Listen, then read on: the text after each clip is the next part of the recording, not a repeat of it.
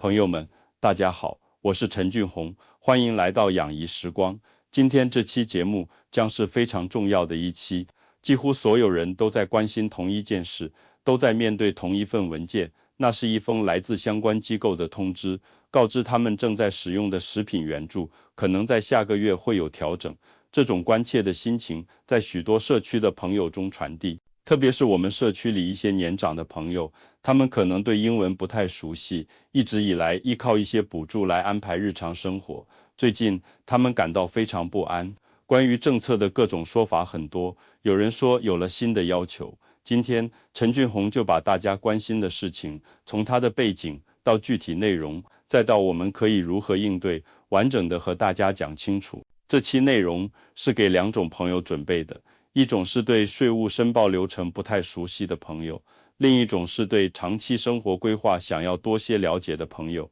请你一定听到最后，因为这关系到未来生活的安排，它关系到你能否安心的、有准备的在这里生活。为了你能及时收到信息，请你给养怡时光点上一个关注，因为接下来我要分享的信息值得你了解。首先，我需要明确地告诉大家一个事实，最近政策确实有一些明确的调整，并且已经陆续开始实施。所有那些大家听到的说法，其核心部分是基于真实的信息，并且不是将要发生，是已经开始执行的具体规定。大家可能还记得，就在今年2025年7月4日，一项新的法案被签署了。这个法案包含许多具体的条款。当时消息出来，很多朋友，包括一些相关从业者都告诉大家，不用过于着急，法案变成具体政策，落实到每个地方，再到执行，需要一个过程。现在看来，具体的影响恰恰是从近几个月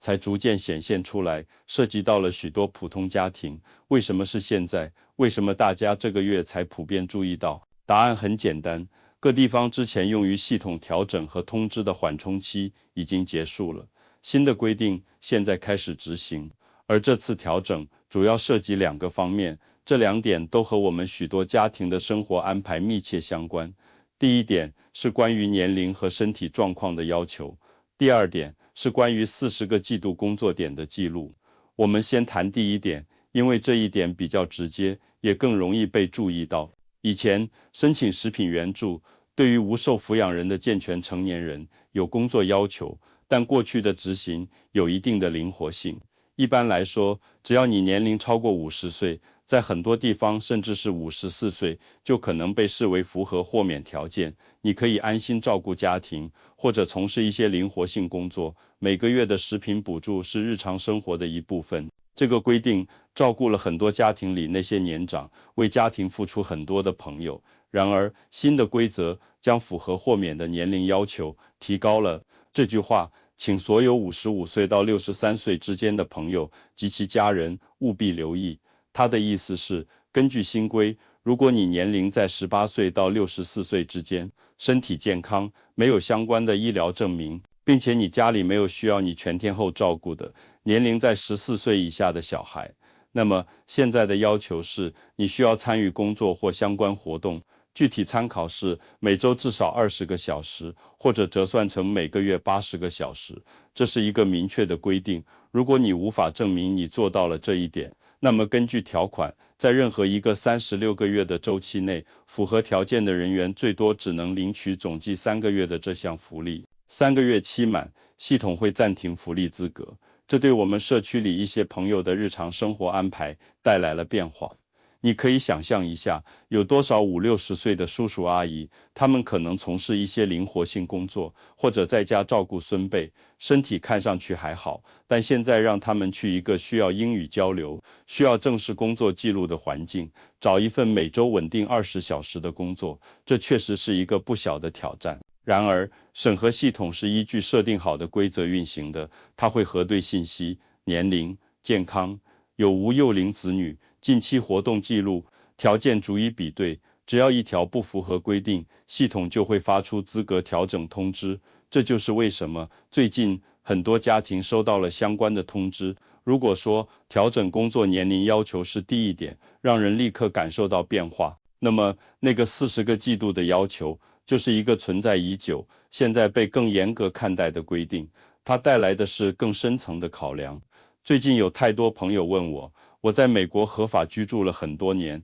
为什么突然说我不符合条件？这个40个季度到底是什么？我之前不太了解。其实这个要求并非刚刚出现，它在相关法规中已经存在了很长时间，只是在过去的执行中，有很多具体情况、具体分析的案例，让大家感受不那么明显。尤其是对于某些特定身份的人士，这条规则的应用有所不同。但是，2025年的新法案强调了这条规定，并且执行得更加严格。那么，这个要求究竟是什么呢？所谓的40个季度，本质上是用来记录个人对社会安全系统贡献的一种方式。它的计算方式是美国社会安全局以季度为单位记录工作。原则上，你每年最多可以因为工作收入而获得4个工作点数。要想累积40个点数，在最理想连续工作的情况下，你需要整整10年的时间。每一个点数都关联你的社会安全号，都记录着你某一年、某一季度的被认可的工作贡献。在新的、更加严格的审核环境下，对于持有永久居留身份的朋友来说，申请联邦福利现在通常需要满足2个越来越被看重的条件。第一，是众所周知的5年等待期，即获得身份后，通常要等待5年才有资格申请某些联邦福利。而第二，正是这越来越被看重的贡献记录，也就是你的工作点和纳税情况。即便你身份已满5年，如果你的记录里那40个点数不够，那么在审核中，你的申请可能会面临更多审查，被暂停的风险会增加。更值得关注的是，这次调整的范围也涉及到了之前适用不同规则的人群，例如通过特定身份来美的人士。在过去，这部分人士在符合条件的情况下，可以申请联邦福利，不受5年和40个季度规则的限制。这是美国对相关人士的一种保障。然而，根据对新法案条款以及各地方执行信息的了解，这种豁免的情况正在被重新评估。新的政策导向指出，即便是这些身份的人士，在调整身份后，也可能需要在未来证明自己有相应的贡献记录，否则其持续的福利资格将面临审核。这个消息提醒我们大家注意一个趋势：单纯依靠身份就能获得支持的模式正在发生变化。未来，福利申请更加强调个人贡献与社会保障之间的关联。说到这里，陈俊宏必须把话题引向一个更值得深思的方向。当外部政策环境发生变化时，我们内部一些长期以来的生活习惯和安排就需要重新审视了。我敢说，这次政策调整下，最需要调整、最需要规划的，恰恰是那些在美国辛勤工作了很多年，靠着勤奋和节俭积累了一些家庭基础，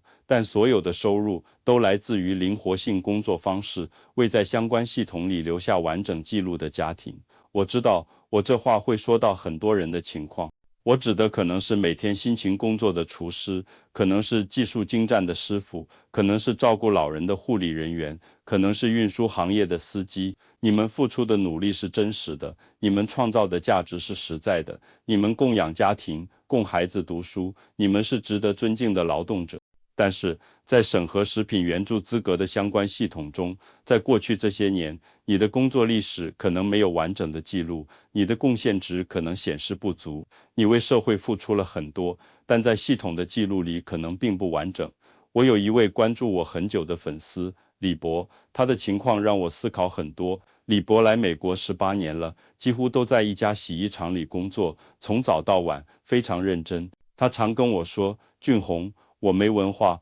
但有力气。我把2个女儿都供成了研究生，我觉得我这辈子很充实。可这次，当他收到通知，想去了解自己的工作时，工作人员查询后告诉他，先生，我们的系统里找不到您过去18年任何被报告的收入记录，您的工作点数是0。那一刻，李博说他感到很困惑。18年，60多个季度，他何止工作了40个季度，他工作了超过72个季度，但他所有的付出，由于工作性质的原因，没有留下官方认可的完整凭证。在审核员的眼中，这位辛苦了一辈子的老人，其记录状态可能不被系统完全识别。这种感受让人心情沉重，但规定和规则的执行就在于此。它依据的是记录和数据。所以，这是我最想对所有从事灵活性工作或者考虑这样安排的朋友分享的一句真心话。你过去每一次因为收入方式不同而带来的安排，都需要长远考虑。当未来需要相关记录作为参考的时候，完整的记录会非常重要。好了，朋友们，我知道上面的内容可能让人感到有些压力，但了解清楚后，我们还是要面对现实，积极寻找应对方法。我陈俊宏和你们说这些，不是为了增加焦虑，而是为了让大家看清情况，然后我们一起想办法适应。我综合了多方信息，为大家梳理出3条可以参考的应对思路，请留意，仔细听好。第一条思路叫做家庭点数共享，或者说配偶记录关联。这是很多未曾外出工作过的家庭成员最容易忽略，但也可能是最有效的一条途径。美国的社会保障体系在设计上考虑家庭作为一个整体，这意味着40个工作点的要求不是完全只针对个人。如果你处于婚姻关系中，那么你的配偶在你们婚姻存续期间所积累的所有工作点数，你可以合法的关联使用，来满足你自己的相关资格要求。简单来说，只要你们是合法夫妻且符合条件，哪怕你没有正式工作记录，但只要你的另一半在美国有完整报税和工作记录满了10年，积累了40个点，那么你也可能被视为满足了40个季度的要求。这个规则甚至延伸到已离婚的情况。对于子女，父母在孩子18岁之前积累的点数，也能为孩子将来申请某些福利提供资格参考。所以，收到通知的第一步，绝不是自己在家发愁，而是立刻行动起来。如果他是家庭里主要的工作者，那么他过去的每一份纳税记录，都可能成为此刻帮助家庭的重要依据。第二条思路是把目光从联邦层面转向你所在州的地方政策。我们要明白，这次调整主要涉及联邦层面的 SNAP 福利，但是美国是一个联邦制国家，一些经济实力较强、更注重民生保障的州，他们经常会有自己的补充计划，用来设立本州的替代性食品援助项目，帮助那些符合地方条件的朋友。最著名的例子就是加州的 CFF。如果你因为身份年限或者因为工作点记录而在联邦 SNAP 审核中遇到情况，在加州你有可能被转入 CFAP 项目，你使用的卡可能还是 EBT 卡，购物流程相似，只是资金的来源从联邦变成了州财政。这听起来是一个好的补充，对吗？但是这里有一个重要的注意点，首先，这些州项目的预算并非无限，在经济环境变化时，他们自己也可能调整。其次，也是更关键的一点，那个关于64岁以下健全成年人需满足活动要求的规定，很多时候是联邦层面的要求。这意味着，即便是州自己的 CFAP 项目，为了符合整体规定，也很有可能需要同步实施相关要求。所以，这条思路能走多远，完全取决于你所在州的具体执行细则。你必须亲自打电话给你所在郡的社会服务部门，直接明确地询问，如果我遇到联邦 SNAP 调整，我是否有资格转入州食品援助项目？这个州项目是否也有类似的活动要求？把这2个问题问清楚，你才能知道这究竟是一个选择，还是需要进一步了解。第3条思路是为那些确实因为身体健康原因而无法参与常规活动的朋友留下的一扇窗口。新规虽然有明确要求，但依然保留了医疗情况证明的可能性。假如你因为健康原因，例如高血压需要定期服药，糖尿病需要管理，关节炎让你活动不便，你虽然没有申请正式的残疾福利，但你的身体状况确实不适合常规工作要求。这种情况下，你绝对不能被动等待，也不要觉得我肯定不符合条件了。你最需要做的是立刻去见你的家庭医生或者专科医生，明确告诉医生你的情况，因为政策要求你需要一份医学证明来证实你由于身体或心理上的健康原因，目前不适合参与常规工作。一份由执业医生签署的详细的证明信，是你说明情况的重要文件。很多朋友可能觉得看医生麻烦，或者有语言沟通的考虑，但请你想想，此时一份医生证明的作用可能非常重要，它直接关系到你未来的生活安排。这是规则里允许的提供证明的途径，请你务必去了解。朋友们，当我们了解完所有的条款，讨论完所有的对策，我们需要站在一个更长远的角度来看待这次的政策变化。我认为这不仅仅是一次福利额度的调整，这是一个明确的信号，它标志着美国社会在相关福利政策上进入了一个更加强调个人记录与贡献的阶段。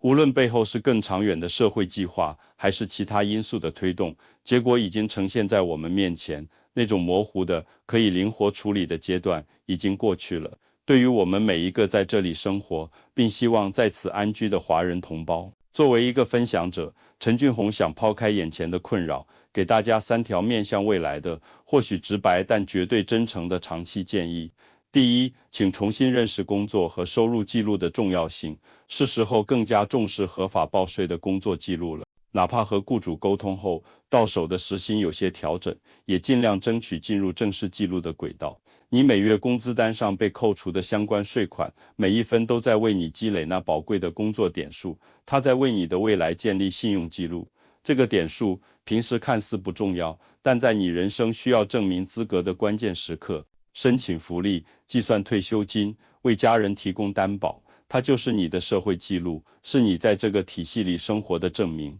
没有它，你会遇到许多不便。第二，请像管理你的银行账户一样，主动管理你的官方记录，不要再做自己社会保障记录的旁观者。马上打开电脑，访问 SSA.gov， 用你的社会安全号注册一个属于你自己的我的社安金在线账户，每年至少登录一次，仔细核对你的收入记录是否被准确上报，你的工作点数是否在稳步积累，确保你的雇主在用正确的名字和社会安全号为你报税。这是一种现代社会的必备财务习惯，是对自己未来长达数十年的负责。不要等到多年以后才发现自己的社安金账户里记录不够完整。第三，也是最终的归宿，请把人生的安全感和规划建立在自己的努力和智慧之上，而非任何外部的福利项目。福利从其本质来说，应该是遇到困难时的临时帮助，而不应该是长期的依赖。它的存在是有必要的，但依靠它作为长期生活规划的核心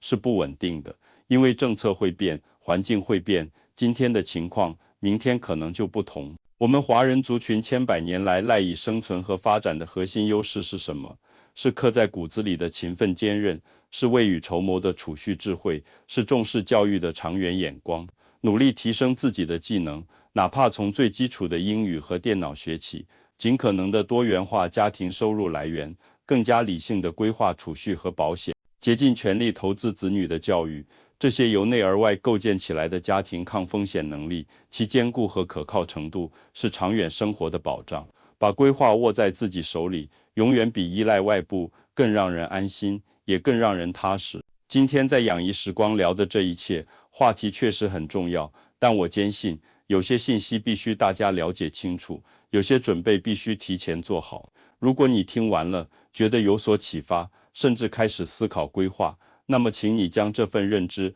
传递给你所在意的每一个人。如果你的家人正在了解相关政策，请把这期内容分享给他们听。如果你的朋友还在了解税务和工作记录，请务必转发给他看。如果你在社区、在互助组织、在中文学校，也请和大家一起交流这个话题。我们今天所做的，或许不仅仅是帮助大家了解当前的政策变化，更是在引导大家做好长远的规划，是在帮助大家有准备的、稳健的走好接下来的人生道路。我是陈俊宏，一个在养怡时光，希望陪你不仅关注生活，更希望能梳理思路，看清方向的朋友。在这个快速变化的时代，让我们互相支持，活得明白，活得踏实，活得有准备。如果你觉得今天的内容对你有哪怕一点点的帮助，请帮我点一个赞，你的认可是我坚持的最大动力。如果你有更具体的、个性化的问题需要了解，也欢迎你在评论区留言。我是陈俊宏，我们下期再见。